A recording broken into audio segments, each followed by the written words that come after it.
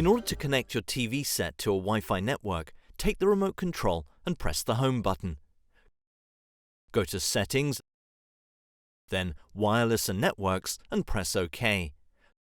Select Wired or Wi-Fi, connect to network and then OK. Choose Wireless, and when pressing OK, the TV will start searching for Wi-Fi networks. Select the Wi-Fi network that you would like to connect to and press OK.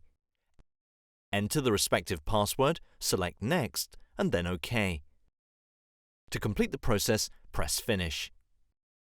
You can check the option View Network Settings in order to confirm that the network type is wireless and that the IP address is filled in with the correct values.